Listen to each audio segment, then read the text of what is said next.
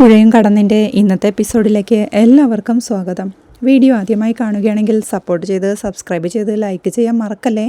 വിശാൽ യമുനയെ വിളിക്കുന്ന സമയത്ത് യമുന ജയപാലൻ അവിടെ സംസാരിക്കുന്നത് കേൾക്കുകയാ. യമുന എന്ന് പറഞ്ഞ് വിശാൽ വിളിക്കുന്നുണ്ടെങ്കിലും യമുനയും സംശയത്തോടെ ആലോചിച്ച് നിൽപ്പാ. വിശാൽ മൊബൈൽ നോക്കിക്കൊണ്ട് ഫോൺ കട്ടായില്ലല്ലോ, സിഗ്നൽ ഫുള്ളാണല്ലോ എന്ന് പറഞ്ഞ് വീണ്ടും ഹലോ പറയുമ്പോഴേക്കും യമുനയും വിളി കേൾക്കുകയാ. എവിടെ പോയിരുന്നു കുറച്ചു നേരമെന്ന് വിശാൽ ചോദിക്കേ. ഏയ് ഒന്നുമില്ല. ജയപാലനങ്കിൾ അവിടെയുണ്ടോ വിശാൽ എന്ന് യമുന ചോദിക്കുക. ഉണ്ടെന്നവൻ പറയുമ്പോഴാണ് കാവേരി ചേച്ചി നേരത്തെ പറഞ്ഞ കാര്യം യമുന ഓർത്തെടുക്കുന്നത്. ജയപാലനങ്കിള് തിരുവില്ലാമലയിലാ, നാളെ വന്നിട്ട് നേരിട്ട് ബാങ്കിൽ പോയി സംസാരിക്കാമെന്ന് പറയുന്നത് എന്ന് കാവേരി ചേച്ചി പറഞ്ഞതോർക്കെ അങ്കിള് പുറത്തു പോയിട്ട് നേരത്തെ എത്തിയോന്ന് യമുന ചോദിക്കുക. അച്ഛനതിന് പുറത്തു പോയിട്ടില്ലല്ലോ, ഇവിടെ തന്നെ ഉണ്ടായിരുന്നല്ലോ, എന്താ ഇപ്പോ അങ്ങനെ ചോദിക്കാൻ കാരണമെന്ന് വിശാലും. ഏയ് ഒന്നുമില്ല, ഞാൻ വെക്കുവാണെന്ന് പറഞ്ഞ് യമുനയും കോൾ കട്ട് ചെയ്യുക. പിന്നീട് ഡൈനിങ് ഹാളിലിരുന്ന് ജപ്തിയുടെ കാര്യം സംസാരിച്ചുകൊണ്ടിരിക്കുക ശാരദയും മക്കളും. കുഴപ്പമൊന്നും ഉണ്ടാവില്ലമ്മേ, എന്തു വന്നാലും നമുക്ക് നോക്കാമെന്ന് ഗംഗാമ്മയെ ആശ്വസിപ്പിക്കേ. ജയപാലനങ്കിൾ നാളെ വരുമെന്നല്ലേ പറഞ്ഞത്, വന്നിട്ട് ബാങ്കിൽ പോയി പ്രശ്നം പരിഹരിച്ചോളും എന്ന് കാവേരിയും പറയുകയാ. നാളെ വരാനായിട്ട് ജയപാലനങ്കിൾ പുറത്തോട്ടൊന്നും പോയിട്ടില്ലല്ലോ, അങ്കിൾ വീട്ടിൽ തന്നെ ഉണ്ടല്ലോ എന്ന് യമുനയും.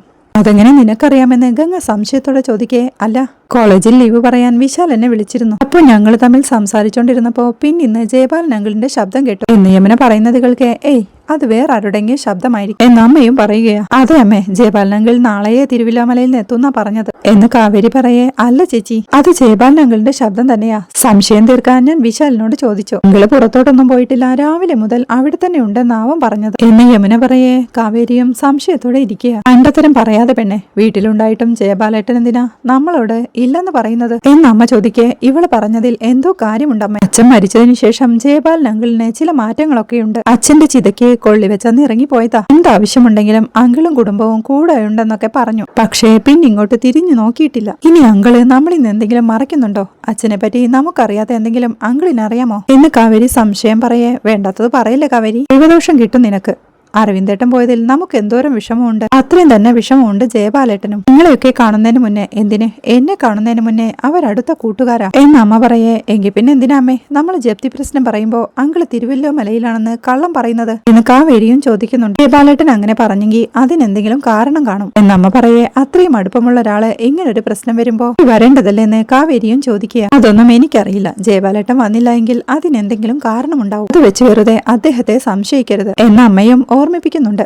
ഇവിടെ സംശയത്തിന്റെ പ്രശ്നമൊന്നും ഇല്ലമ്മേ, അങ്കിൾ എന്തിനാ അങ്ങനെ ചെയ്യുന്നതെന്നാ മനസ്സിലാവാത്ത യമുനയും. മക്കളെ, അച്ഛന് നമ്മൾ അറിയാത്ത ഒരു രഹസ്യവുമില്ല, നിങ്ങളും കണ്ടതല്ലേ, ചിരിച്ചു കളിച്ച് സന്തോഷമായിട്ട് നടന്ന മനുഷ്യനാ. തലേദിവസം പുറത്തു പോയി വന്നതിനു ശേഷമാ ആളാകെ മാറിയത് കണ്ടത്. എന്തെങ്കിലും പ്രശ്നമുണ്ടോന്ന് നമ്മളെല്ലാം മാറി മാറി ചോദിച്ചതല്ലേ, എന്നിട്ട് എന്തെങ്കിലും പറഞ്ഞോന്ന് അമ്മ ചോദിക്കേ. കാവേരിയും അച്ഛനുമൊത്തുള്ള ആ നിമിഷങ്ങൾ ഓർത്തെടുക്കുകയാ. മരിക്കുന്നതിന്റെ തലേന്ന് രാത്രി അച്ഛനോട് സംസാരിച്ചത് അവൾ ഓർത്തെടുക്കുകയാ. അച്ഛൻ നമ്മളോടൊന്നും പറഞ്ഞില്ലെന്ന് കരുതി പ്രശ്നമില്ലെന്ന് അർത്ഥമുണ്ടോ എന്ന് കാവേരി ചോദിക്കേ. എടി, ഉണ്ടെങ്കിൽ അത് നമ്മളോട് അച്ഛൻ പറയില്ലേ എന്നമ്മയും. നമ്മളോട് പറയാൻ അച്ഛൻ ആഗ്രഹിക്കാത്തൊരു കാര്യമാണെങ്കിലോ എന്ന് ഗംഗ ചോദിക്കേ. അങ്ങനെ ഒരു കാര്യമുണ്ടോ എന്നമ്മയും. അത് കേൾക്കെ കാവേരിയും അമ്മ തന്നെ ഇപ്പൊ പറഞ്ഞു, നമ്മളെക്കാൾ ഏറെ അടുപ്പം അച്ഛന് ജയപാലൻ അങ്കിളിനോടാണെന്ന്. അവർക്ക് രണ്ടുപേർക്കും മാത്രം അറിയാവുന്ന ഒരു രഹസ്യമുണ്ടെങ്കിലോ എന്ന് ചോദിക്കേ. പുറത്തു പോയിട്ട് മനസ്സ് കൈവിട്ട പോലെയാ അച്ഛൻ തിരിച്ചു വന്നത്. അച്ഛൻ ഇവിടുന്ന് പോയി തിരിച്ചെത്തുന്നതിന് മുന്നേ എന്തോ ഒന്ന് സംഭവിച്ചിട്ടുണ്ട് എന്ന് ഗംഗയും സംശയത്തോടെ പറയുകയാ. എന്തായാലും അച്ഛനന്ന് വെറുതെ പുറത്തു പോയതല്ല, ആരെയോ കാണാൻ വേണ്ടി പോയതാ. ആരെ കാണാനാ പോയതെന്ന് ആരോടെങ്കിലും പറഞ്ഞിട്ടുണ്ടോ എന്ന് യമുന ചോദിക്കേ. ഇനി അച്ഛൻ പുറത്തു വെച്ച് കണ്ടത് ജയപാലൻ അങ്കിളിനെ തന്നെയാണെങ്കിലോ അവർക്കിടയിൽ നമ്മൾ അറിയാൻ ആഗ്രഹിക്കാത്ത എന്തോ രഹസ്യങ്ങളെ സംബന്ധിച്ച് സംസാരമുണ്ടായിട്ടുണ്ടാവും. അങ്ങനെയായിരിക്കും അച്ഛനന്ന് അത്രയും വയ്യാതായത്. അതുകൊണ്ട് തന്നെയായിരിക്കും അച്ഛൻ മരിച്ചതിനു ശേഷം ജയപാലൻ അങ്കിൾ ഇങ്ങോട്ട് വരാത്തതെന്ന് കാവേരി പറഞ്ഞു നിർത്തുമ്പോഴേക്കും അമ്മ ദേഷ്യത്തോടെ അവളെ അടിക്കാൻ കയ്യോങ്ങിക്കൊണ്ട്, എടി തോന്നിയാസം പറയുന്നു, അച്ഛനും ജയപാലൻ അങ്കിളും തമ്മിലുണ്ടായിരുന്ന ബന്ധം എന്താണെന്നാ നിങ്ങൾ മനസ്സിലാക്കിയിരിക്കുന്നത്? ഒരു ആത്മാവും രണ്ട് ശരീരവുമായി ജീവിച്ചവരാ. അരവിന്ദേട്ടൻ പോയതോടുകൂടി പാതി ചത്ത അവസ്ഥയിലാ ആ പാവം. നീയൊക്കെ അദ്ദേഹത്തെ ദൈവത്തിന്റെ സ്ഥാനത്ത് കണ്ട് പൂവിട്ട് പൂജിക്കുക വേണ്ടത്. ദേ, ജയപാലേട്ടനെ പറ്റി വേണ്ടാത്തത് എന്തെങ്കിലും പറഞ്ഞാ അരവിന്ദേട്ടനാണെങ്കിലും മക്കളുടെ പല്ലടിച്ച് താഴെ ഇടും. ആ സ്ഥാനത്ത് നിന്ന് വേണ്ടി വന്നാ ഞാൻ അത് ചെയ്യും. ജയപാലേട്ടൻ നാളെ ഇങ്ങെത്തും, ബാങ്കിലെ പ്രശ്നങ്ങളെല്ലാം തീർക്കുകയും ചെയ്യും.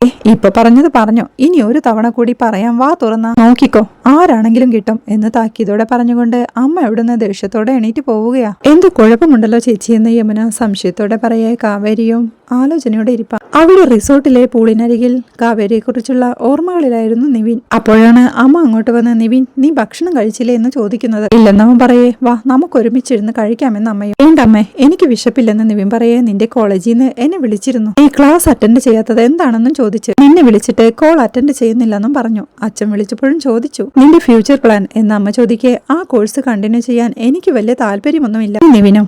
ഞാനത് പ്രതീക്ഷിച്ചു. ലോകമറിയുന്ന ഒരു ഷെഫ് ആവണമെന്നായിരുന്നു ആദ്യം, പിന്നെ അത് വിട്ടു. പൈലറ്റ് ആവണമെന്നായി. അതും കഴിഞ്ഞപ്പോ വൈൽഡ് ലൈഫ് ഫോട്ടോഗ്രാഫി. ഇനി വേറെന്താ? നമ്മുടെ അക്കൗണ്ടന്റ് യമുനയെ വിളിച്ച് ഈ ഹൗസിംഗ് ലോണിന്റെ നിയമവശങ്ങളെ പറ്റിയും സർക്കാർ നടപടികളെ പറ്റിയൊക്കെ അന്വേഷിച്ചു എന്നറിഞ്ഞു. റിയൽ എസ്റ്റേറ്റിലാണോ പുതിയ ഇൻട്രസ്റ്റ്? എന്നെ പോലൊരു ശുദ്ധഗതിക്കാരന് പറ്റിയൊരു ഫീൽഡ് അല്ല അത്. പലരും കബളിപ്പിക്കും, പണം നഷ്ടപ്പെടും. നിന്റെ കമ്പങ്ങളൊന്നും നീണ്ടു നിൽക്കുന്നതല്ലെന്ന് ഇനിയെങ്കിലും നീ ഒന്ന് മനസ്സിലാക്ക്. കുട്ടികളിക്കുള്ള പ്രായം കഴിഞ്ഞു. ലൈഫിനെ സംബന്ധിച്ച് ഒരു ഡിസിഷൻ എടുക്കേണ്ട സമയമായി ഇത്. അതുകൊണ്ട് എടുത്തുചാട്ടമൊന്നും വേണ്ട. ഇനിയുള്ള തീരുമാനങ്ങളൊക്കെ അച്ഛനും അമ്മയ്ക്ക് വിട്ടേക്ക് എന്ന് പറഞ്ഞ് അമ്മയും അവിടുന്ന് നടന്നു നീങ്ങുകയാ. പിന്നീട് രാവിലെ ആവുമ്പോ മുറ്റത്ത് പുതച്ചു മൂടി തണുത്തു വിറച്ചിരിക്കുന്ന അച്ഛമ്മയാണ് കാണിക്കുന്നത്. ശാരദ ചായയുമായി അങ്ങോട്ട് വന്ന് അമ്മയ്ക്ക് കൊടുക്കുമ്പോഴേക്കും, നിളയ്ക്ക് പനിക്ക് കുറവുണ്ടോ മോളെ എന്ന് അച്ഛമ്മയും ചോദിക്കുക. ഉണ്ടമ്മേ എന്ന് ശാരദ പറയേ, ദൈവം കാവലുണ്ടാവും എന്നമ്മ ആശ്വസിപ്പിക്കാനായി പറയുന്നുണ്ടെങ്കിലും ദൈവം എന്ന് ശാരദയും ദേഷ്യത്തോടെ പറയുകയാ. അതുകൾക്ക് എന്താടീന്ന് അമ്മ ചോദിക്കേ, ആ ദൈവത്തിന് ഇത്തിരി കാരുണ്യമുണ്ടായിരുന്നെങ്കിൽ എന്റെ അരവിന്ദേട്ടനെ കൊണ്ടുപോകുമായിരുന്നു അമ്മ. 4 മക്കളെ എന്റെ കൈകളിലേക്ക് തന്നിട്ട് ദൈവം ഇപ്പൊ പറയാ എന്താന്ന് വെച്ചാ ചെയ്തോളാം എന്ന് ശാരദ സങ്കടത്തോടെ പറയുമ്പോഴേക്കും അച്ഛമ്മയും കരയാൻ തുടങ്ങുകയാ. അപ്പോഴാണ് കാവേരിയും ഗംഗയും കൂടി പുറത്തു പോവാനായി വരുന്നത്. എങ്ങോട്ടാടി രണ്ടും കൂടെ രാവിലെ തന്നെ? ഒരു മരണമുണ്ടായിട്ട് ഒരാഴ്ച തികഞ്ഞില്ലെന്ന് അച്ഛമ്മ ചോദിക്കേ, ഞങ്ങൾ വീട്ടിലിരുന്ന കാര്യങ്ങൾ നടക്കും അച്ഛമ്മേ, ഞങ്ങൾക്ക് ജയപാലൻ അങ്കിളിന്റെ വീട് വരെ ഒന്ന് പോണം എന്ന് കാവേരി പറയേ. എന്താടി ബാങ്കിന്റെ കാര്യ എന്ന് അമ്മയും ചോദിക്കേ. അതേന്ന് അവൾ പറയേ, കുറച്ചു നേരം അങ്ങ് ക്ഷമിച്ച ജയപാലേട്ടൻ തന്നെ ഇങ്ങ് വരില്ലേ മോളെ എന്നമ്മ ചോദിക്കേ. അങ്ങനെ നോക്കിയിരിക്കാൻ പറ്റില്ലമ്മേ, നമ്മുടെ കാര്യത്തിന് നമ്മൾ തന്നെ മുന്നിട്ടിറങ്ങണം എന്ന് കാവേരിയും പറയുന്നുണ്ട്. പോകുന്നതൊക്കെ കൊള്ളാം, വഴിയിൽ കാണുന്നവരോടെല്ലാം വർത്താനവും പറഞ്ഞു നിൽക്കരുത് എന്ന് അമ്മ ഓർമ്മിപ്പിക്കേ. 4 പേര് കണ്ട 4 തരത്തിലായിരിക്കും പറയുക എന്ന് അച്ഛമ്മയും പറയുന്നുണ്ട്. പിന്നെ ഗംഗയോടായി ഇവളെ ഒന്ന് നോക്കിക്കോണം, ജയപാലൻ അങ്കിളിനോട് മര്യാദയ്ക്ക് സംസാരിക്കണേ എന്ന് കാവേരിയോടും കൂടെ പറഞ്ഞ് ഇന്നലെ രാത്രി ഇവള് പറയാ, പാലേട്ടൻ എന്തോ മറയ്ക്കുന്നെന്നോ കള്ളം പറയുന്നെന്നോ എന്തോ പറയുന്നുണ്ടായിരുന്നു എന്ന് അമ്മയോടായി പറയേ. ജയപാലനോ എന്ന് അമ്പരപ്പോടെ അച്ഛമ്മയും. അങ്ങനെയൊന്നും ഞാൻ പറഞ്ഞില്ല അച്ഛമ്മേ, ജയപാലൻ അങ്കിൾ പഴയതുപോലെ അല്ലെന്നേ ഞാൻ പറഞ്ഞുള്ളൂ എന്ന് കാവേരിയും. പിന്നെ എന്ന് അമ്പരപ്പോടെ അച്ഛമ്മ ചോദിക്കെ, സംസാരിച്ച് നിൽക്കാനൊന്നും സമയമില്ല, ഞങ്ങൾ പെട്ടെന്ന് പോയിട്ട് വരാം എന്ന് പറഞ്ഞ് ഗംഗ കാവേരിയും കൂട്ടി പോവാൻ തുടങ്ങുമ്പോഴേക്കും, ദേ ഒരു തവണ കൂടി ഞാൻ പറയാ, ജയപാലേട്ടനോട് മര്യാദയ്ക്ക് സംസാരിക്കണം, അദ്ദേഹത്തിന് കാര്യങ്ങളെല്ലാം അറിയാൻ പറ്റുകയുള്ളൂ, അദ്ദേഹം തന്നെ എല്ലാം പരിഹരിച്ചോളും എന്നമ്മ പറയെ. അത് സമ്മതിച്ചുകൊണ്ട് കാവേരിയും ഗംഗയും അവിടുന്ന് പോവുകയാണ്. അമ്മയും ശാരദയോടായി, ജയപാലനെ വലിയ വിഷമായി കാണുമല്ലേ, ഒരുമിച്ച് കെട്ടിപ്പിടിച്ച് കൂടെ നടന്നിട്ട് എന്ന് ചോദിച്ചമ്മ കരയുമ്പോഴേക്കും, അതൊക്കെ ഈ കുട്ടികൾക്ക് പറഞ്ഞാൽ മനസ്സിലാവൂ അമ്മ എന്ന് ശാരദയും ചോദിക്കുക. അവിടെ മുറ്റത്ത് ജയപാലൻ ചെടിയെല്ലാം നനച്ച് ആരുമായോ മൊബൈലിൽ സന്തോഷത്തോടെ സംസാരിച്ചുകൊണ്ട് നടക്കുക.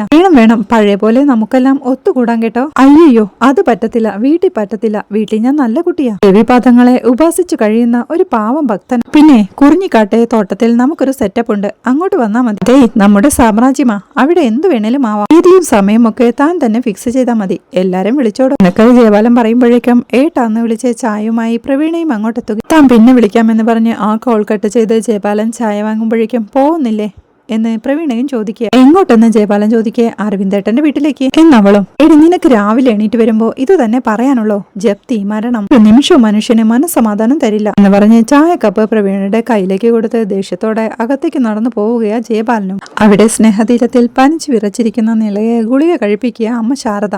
നല്ല ചൂടുണ്ടല്ലോ മോളെ എന്ന് പറഞ്ഞുകൊണ്ട് അച്ഛമ്മയും അവളുടെ അരികിൽ ഇരിപ്പുണ്ട്. യമുനയുടെ മുറ്റവും തൊടിയുമെല്ലാം അഴിച്ചു വരുന്ന തിരക്കില. അപ്പോഴാണ് ബാങ്ക് ജീവനക്കാർ കാറിലെത്തി അങ്ങോട്ട് നടന്നു വരുന്നത് യമുന കാണുന്നത്. അവൾ പരിഭ്രമത്തോടെ അമ്മയുടെ അരികിലേക്ക് ഓടിച്ചെന്ന്, അമ്മേ ദേ അവര് വരുന്നു, ആ ബാങ്കുകാര് എന്ന് പറയേ. നോക്കാം എന്ന് പറഞ്ഞ് ശാരദയും അങ്ങോട്ട് എഴുന്നേറ്റ് പോവുക. അവർ സിറ്റൗട്ടിലേക്ക് കയറുമ്പോഴേക്കും ശാരദയും അങ്ങോട്ടെത്തി. എന്താ എന്ന് ചോദിക്കും. കാര്യം എന്താണെന്ന് നിങ്ങൾക്കറിയില്ലേ, വീടിന്റെ ലോൺ അടയ്ക്കാനായി നോട്ടീസ് നൽകിയിരുന്നു, ഇതുവരെ അടച്ചിട്ടില്ല എന്ന് പറയുമ്പോ, ഇന്നലെ നോട്ടീസ് തന്നതല്ലേ ഉള്ളൂ സാർ, ഇന്ന് വീണ്ടും വന്ന് പണം അടച്ചിട്ടില്ലെന്ന് പറഞ്ഞ ഞങ്ങൾ എന്താ ചെയ്യാ എന്ന് യമുനയും ചോദിക്കുക. കഴിഞ്ഞ മാസത്തെ ലോണിന്റെ കാര്യമല്ല ഞങ്ങൾ ഈ പറയുന്നത്, 8 മാസമായി മുടങ്ങിക്കിടക്കുന്ന ലോണിന്റെ കാര്യം. പിന്നീട് എത്ര നോട്ടീസ് അയച്ചു, ഇന്നലെ നേരിട്ട് വന്ന് നോട്ടീസ് തരികയും ചെയ്തു, ഇനി ഞങ്ങൾ എന്താ ചെയ്യേണ്ടതെന്ന് അയാൾ ചോദിക്കേ. സാർ നിങ്ങൾ അയച്ചെന്ന് പറഞ്ഞ നോട്ടീസൊന്നും ഞങ്ങൾക്ക് ഇതുവരെ കിട്ടിയിട്ടില്ല എന്ന് യമുനയും പറയുകയാ. അതൊക്കെ തന്നെയാ ഇവിടെ എല്ലാരും പറയുന്നത് എന്ന് അയാൾ പറയേ. അരവിന്ദേട്ടനെടുത്ത ലോണല്ലേ, അതിന്റെ കാര്യങ്ങൾ എന്തൊക്കെയാണെന്ന് അരവിന്ദേട്ടനെ അറിയാൻ പാടുള്ളൂ. എന്തായാലും ഇപ്പോ അരവിന്ദേട്ടനോട് ചോദിക്കാൻ പറ്റില്ലല്ലോ, അതുകൊണ്ട് ഞങ്ങൾക്ക് കുറച്ച് സാവകാശം വേണമെന്ന് ശാരദയും. ഇനി സാവകാശമൊന്നുമില്ല മാം എന്ന് പറഞ്ഞ് കൂടെയുള്ള ആളുടെ കയ്യിൽ നിന്ന് ഒരു നോട്ടീസ് വാങ്ങിക്കൊണ്ട് റവന്യൂ റിക്കവറിക്കുള്ള കോർട്ട് ഓർഡർ ആയിട്ടുണ്ട് എന്ന് പറയുന്നത് കേൾക്കെ ശാരദയും അമ്പരപ്പോടെ അമ്മയെയും യമുനയെയും നോക്കി നിൽക്കുക. മനസ്സിലായില്ലേ, ജപ്തി ചെയ്യാനുള്ള കോടതിയുടെ അനുമതി ലഭിച്ചിട്ടുണ്ടെന്ന്. മര്യാദയ്ക്ക് വീടൊഴിഞ്ഞു തരണമെന്ന് അയാൾ പറയേ. ഞെട്ടലോടെ നിൽക്കുകയാണ് ശാരദയും യമുനയും അച്ഛമ്മയുമെല്ലാം. എടുക്കാനുള്ള സാധനങ്ങൾ എന്തൊക്കെയാണെന്ന് വെച്ചാൽ അതും എടുത്ത് വീട് വിട്ട് ഇറങ്ങിത്തരണം. ഞങ്ങൾക്ക് വീട് പൂട്ടി സീൽ ചെയ്യണമെന്ന് കൂടെയുള്ളയാൾ പറയേ. ഇല്ലെങ്കിലോ എന്റെ അരവിന്ദേട്ടൻ ഞങ്ങൾക്കുണ്ടാക്കി തന്ന വീടാ ഇത്, ഇവിടുന്ന് ഞങ്ങളെ ഇറക്കി വിടാൻ നിങ്ങളാരാ എന്ന് ശാരദയും ദേഷ്യത്തോടെ ചോദിക്കുക. മാഡം, ഇത് കോടതി ഉത്തരവാ, നിങ്ങൾ അതനുസരിച്ചേ പറ്റൂ എന്ന് അയാളും. കോടതിയുടെ ഉത്തരവുണ്ടെന്ന് വിചാരിച്ച് ഞാനും എന്റെ 4 മക്കളും കൂടി തെരുവിലേക്ക് ഇറങ്ങണം? അങ്ങനെ ഏത് കോടതിയാ പറഞ്ഞത്? അരവിന്ദേട്ടൻ അങ്ങനെ ആർക്കും കടം വെക്കുന്ന ആളൊന്നുമല്ല. ഇത്രയും വർഷം കൃത്യമായിട്ട് അടച്ചതാണല്ലോ. പിന്നെ നിങ്ങൾ പറയുന്ന ഈ 8 മാസം അത് അന്വേഷിച്ചിട്ട് വേണ്ടത് എന്താന്ന് വെച്ചാൽ ചെയ്യാം. ജയപാലേട്ടൻ ഇങ്ങോട്ട് വരുന്നുണ്ടെന്ന് ശാരദ പറയേ. മാഡം, ഡോക്യുമെന്റ്സ്, പണം, ആഭരണങ്ങൾ അങ്ങനെ വിലപിടിപ്പുള്ള എന്തെങ്കിലും ഉണ്ടെങ്കിൽ അതെടുത്തോണ്ട് വേഗം ഇറങ്ങി തരണം. അരമണിക്കൂർ സമയം തരും. നിങ്ങളായിട്ട് അത് ചെയ്യുന്നില്ലെങ്കിൽ ഞങ്ങൾക്കതെല്ലാം വാരി പുറത്തിട്ടിട്ട് വീട് പൂട്ടേണ്ടി വരും എന്നൊരാൾ പറയേ. എന്ത് അക്രമാ നിങ്ങൾ ഈ പറയുന്നത്? എന്റെ അരവിന്ദൻ ഉണ്ടായിരുന്നെങ്കിൽ നിങ്ങൾ ഈ മുറ്റത്ത് വന്ന് ഇങ്ങനെ പറയുമായിരുന്നു. മരിച്ചു എന്ന് അറിഞ്ഞതുകൊണ്ടല്ലേ നിങ്ങൾക്ക് ഇതിനൊക്കെ ധൈര്യം വന്നു. പെണ്ണുങ്ങൾ മാത്രമുള്ള വീട്ടിൽ വന്ന് എന്തും പറയുകയും ചെയ്യുന്നാവാന്ന് എന്നച്ചമ്മയും ചോദിക്കുക. മാഡം, പറഞ്ഞ സമയം കഴിഞ്ഞാൽ ഞങ്ങൾ എന്താ ചെയ്യാന്ന് ഞങ്ങൾക്ക് തന്നെ അറിയില്ല എന്നയാൾ. നിങ്ങൾ അങ്ങനെ ചെയ്യുമ്പോൾ ഞങ്ങളുടെ കൈയെന്താ മാങ്ങ പറിക്കാൻ പോകും? പേടിപ്പിക്കല്ലേ സാറന്മാരെ, 4 പെൺപിള്ളാരെ ഒറ്റയ്ക്ക് വളർത്തിയവളാ ഈ ശാരദ. നിങ്ങൾ എന്താ ചെയ്യണമെന്നേ എനിക്കൊന്ന് കാണണം എന്ന് പറഞ്ഞ് അമ്മയെയും യമുനയെയും വിളിച്ച് ശാരദ അകത്തേക്ക് പോവാൻ തുടങ്ങുന്നേരം, മാഡം പറയുന്നത് അനുസരിക്കുന്നതാ നല്ലത്, നിങ്ങളീ കാണിക്കുന്നത് നിയമലംഘനമാണ് എന്നയാൾ പറയേ. മനുഷ്യനെ വിലവെക്കാത്ത നിയമത്തിനെ ഞങ്ങളും വിലവെക്കില്ല സാറേ എന്ന് പറഞ്ഞ് യമുനയെ വിളിച്ച് അകത്തു കയറ്റി ആ ഡോർ അടയ്ക്കുകയാണ് ശാരദ. പിന്നീട് അവർ പനി പിടിച്ചിരിക്കുന്ന നിളയുടെ അരികിൽ ഡൈനിങ് ടേബിളിലേക്ക് ഇരിക്കുമ്പോഴേക്കും, നമ്മൾ ഈ വീട്ടിൽ നിന്ന് പോണോ അമ്മേ എന്ന് അവളും പേടിയോടെ ചോദിക്കേ. മോള് പേടിക്കണ്ട, ജയപാലേട്ടൻ ഇപ്പൊ വരും, ബാക്കിയൊക്കെ ജയപാലേട്ടൻ നോക്കിക്കോളുമെന്ന് പറഞ്ഞ് ടെൻഷനോടെ ഇരിക്കുന്ന ശാരദയെ കാണിക്കുന്നിടത്താണ് ഇന്നത്തെ എപ്പിസോഡ് അവസാനിക്കുന്നത്. ബാങ്ക് ജീവനക്കാർ പോലീസിനെയും കൂട്ടി വന്ന് വീട് ജപ്തി ചെയ്യാനായി തുടങ്ങുന്നതാണ് നാളത്തെ എപ്പിസോഡിലെ വിശേഷങ്ങൾ. വീഡിയോ ഇഷ്ടമായാൽ സപ്പോർട്ട് ചെയ്ത് സബ്സ്ക്രൈബ് ചെയ്ത് ലൈക്ക് ചെയ്യാൻ മറക്കല്ലേ.